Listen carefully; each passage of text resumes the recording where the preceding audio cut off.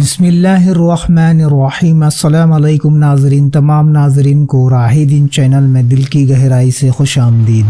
کنانی قافلہ کچھ دنوں کے قیام کے بعد جب رخصت ہونے لگا تو یوسف علیہ السلام نے حکم دیا کہ ان کے اونٹوں کو اس قدر لاد دو جتنا یہ لے جا سکے۔ حضرت یوسف علیہ السلام کی یہ خواہش تھی کہ کسی طرح اپنے پیارے بھائی بنیامین کو اپنے پاس روک لے، لیکن مصر کی حکومت کے قانون کے مطابق کسی غیر مصری کو بغیر کسی معقول وجہ کے روک لینا سخت منع تھا، اور حضرت یوسف علیہ السلام اس وقت حقیقت کھولنا نہیں چاہتے تھے۔ اسی لیے جب قافلہ روانہ ہونے لگا تو کسی کو اطلاع کیے بغیر شاہی پیمانے کو بنیامین کے خرجی میں رکھ دیا تاکہ بھائی کے پاس ایک نشانی رہے۔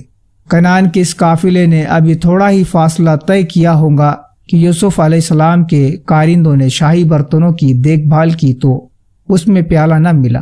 سمجھے کہ شاہی محل میں کنعانیوں کے سوا دوسرا کوئی نہیں آیا، اسی لیے انہوں نے ہی چوری کی ہے۔ فوراً دوڑے اور چلائے، پھر پکارنے والے نے، اے قافلے والو، تم تو البتہ چور ہو۔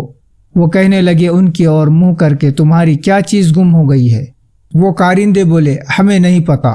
بادشاہ یوسف کا پیمانہ کٹورا اور جو کوئی اس کو لائے اس کو ملے ایک اونٹ کا بوجھ غلہ، اور میں ہوں اس کا ضامن۔ وہ بولے، خدا کی قسم، تم کو معلوم ہے کہ ہم شرارت کرنے کے لیے نہیں آئے ہیں مصر کے ملک میں، اور نہ ہم کبھی چور تھے۔ وہ کارندے بولے، پھر کیا سزا ہے اس کی اگر تم نکلے جھوٹے؟ کہنے لگے، اس کی سزا یہ ہے کہ جن کے سامانوں میں ہاتھ آئے وہی اس کے بدلے میں جائے۔ ہم یہی سزا دیتے ہیں ظالموں کو۔ یوسف 12:71-75۔ اس مرحلے کے بعد یہ معاملہ عزیز مصر کے سامنے پیش ہوا اور ان کی تلاشی لی گئی تو بنیامین کے قضائے میں وہ پیالہ موجود تھا۔ پھر یوسف نے ان کی خرجیاں دیکھنی شروع کی، آخر میں وہ برتن نکلا اپنے بھائی کے خرجی سے۔ یوسف 12:76۔ اس کے بعد اللہ تعالیٰ فرماتے ہیں، یوں خفیہ تدبیر کر دی ہم نے یوسف کے لیے، وہ ہرگز نہ لے سکتا تھا یا اپنے بھائی یمین کو اس بادشاہ مصر کے طریقے کے مطابق، مگر یہ کہ اللہ تعالیٰ ہی چاہے۔ یوسف 12:76۔ اس طرح بنیامین کو مصر میں روک لیا گیا، اور یوسف علیہ السلام کے بھائیوں نے جب یہ رنگ دیکھا تو باپ کا عہد و پیمانہ یاد آ گیا، اور خوشامد بھرے عرض معرون کر کے عزیز مصر کو بنیامین کی واپسی کی ترغیب دلائی۔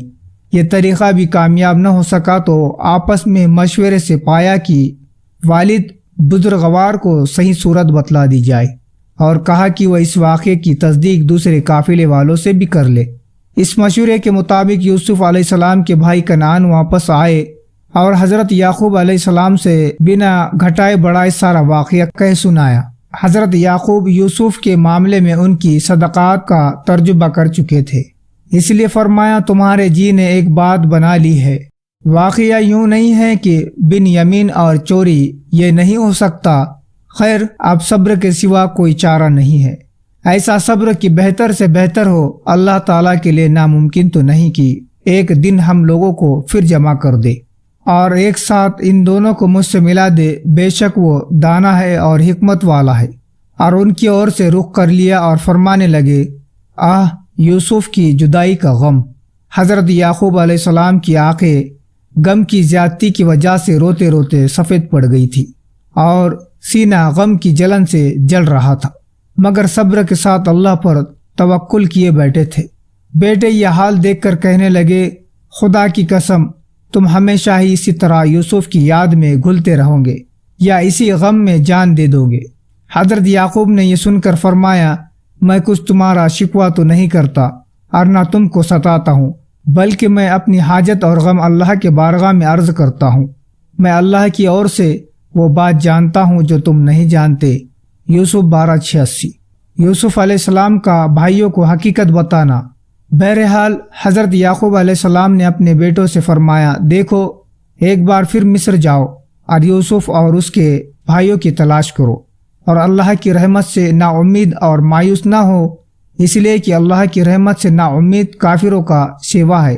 یوسف کے بھائیوں نے تیسری بار پھر مصر کا ارادہ کیا اور شاہی دربار میں پہنچ کر اپنی پریشانی بیان کی، اور خصوصی لطف و کرم کی درخواست بھی کی۔ حضرت یوسف علیہ السلام نے پریشانی کا حال سنا تو دل بھر آیا اور آپ سے ضبط نہ ہو سکا کہ خود کو چھپائے اور راز ظاہر نہ ہونے دے۔ آخر فرمانے لگے، کیوں جی، تم جانتے ہو کہ تم نے یوسف اور اس کے بھائیوں کے ساتھ کیا معاملہ کیا جبکہ تم جہالت میں ڈوبے ہوئے تھے۔ یوسف 12:90۔ بھائیوں نے یہ امید کے خلاف سن کر کہا، کیا تم واقعی یوسف ہی ہو؟ یوسف 12:98۔ حضرت یوسف نے جواب دیا، ہاں میں یوسف ہوں اور یہ بنیامین میرا ماجائے بھائی ہے۔ اللہ نے ہم پر احسان کیا اور جو آدمی بھی برائیوں سے بچے اور مصیبتوں میں ثابت قدم رہے، اللہ نیک لوگوں کا اجر برباد نہیں کرتا۔ یوسف 12:98۔ یوسف کے بھائی یہ سن کر کہنے لگے، خدا کی قسم، اس میں شک نہیں کہ اللہ تعالیٰ نے تجھ کو ہم پر برتری بلندی بخشی اور بے شک ہم پوری طرح قصوروار تھے۔ یوسف 12:91۔ حضرت یوسف علیہ السلام نے اپنے سوتیلے بھائیوں کی خستہ حالی اور پشیمانی کو دیکھا تو پیغمبرانہ رحمت اور درگزر کے ساتھ فوراً فرمایا، آج کے دن میرے اور سے تم پر کوئی پھٹکار نہیں، اللہ تمہارے قصور بخشے اور وہ تمام رحم کرنے والوں سے بڑھ کر رحم کرنے والا ہے۔ یوسف 12:92۔ حضرت یوسف نے یہ بھی فرمایا، اب تم کنعان واپس جاؤ اور میری پہرن لیتے جاؤ، یہ والد کی آنکھوں پر ڈال دینا، انشاءاللہ یوسف کی خوشبو ان کی آنکھوں کو روشن کر دیں گی، اور تمام خاندان کو مصر لے آؤ۔ یوسف 12:93۔ ادھر یوسف علیہ السلام کے بھائیوں کا قافلہ کنعان کو یوسف کا پہرن لے کر چلا گیا تو ادھر حضرت یعقوب کو وہی الہی نے یوسف کی خوشبو سے مہکا دیا۔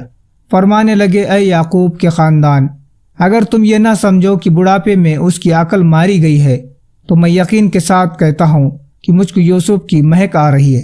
وہ سب کہنے لگے، خدا کی قسم، آپ تو اپنے پرانے خط پہ پڑے ہوئے، یعنی اس قدر مدت گزر جانے کے بعد بھی جبکہ اس کا نام و نشان بھی باقی نہ رہا، تمہیں یوسف ہی کی رٹ لگائی ہوئی ہے۔ کنعان کا قافلہ واپس پہنچا تو وہی ہوا جس کی اور حضرت یوسف علیہ السلام نے اشارہ کیا تھا۔ پھر جب بشارت دینے والا آ پہنچا تو اس نے یوسف کے پہرن کو یعقوب کے چہرے پر ڈال دیا، پس اس کی آنکھیں روشن ہو گئی۔ یعقوب علیہ السلام نے کہا، کیا میں تم سے نہ کہتا تھا کہ اللہ کی اور سے وہ بات جانتا ہوں جو تم نہیں جانتے۔ یوسف 12:96۔ یوسف کے بھائیوں کے لیے یہ وقت بہت کٹھن تھا، شرم و ندامت ہوئے، سر جھکائے ہوئے بولے، اے باپ، آپ اللہ کی جانب میں ہمارے گناہوں کی مغفرت کے لیے دعا فرمائے، بے شک ہم خطا کار اور قصوروار ہے۔ حضرت یعقوب علیہ السلام نے فرمایا، بہت جلد میں اپنے رب سے تمہاری مغفرت کی دعا کروں گا، بے شک وہ بڑا بخشنے والا رحم کرنے والا ہے۔ یوسف 12:98۔ تو ناظرین، مجھے دیجیے اجازت، ملتے ایک دوسرے ویڈیو میں۔ السلام علیکم، اللہ حافظ۔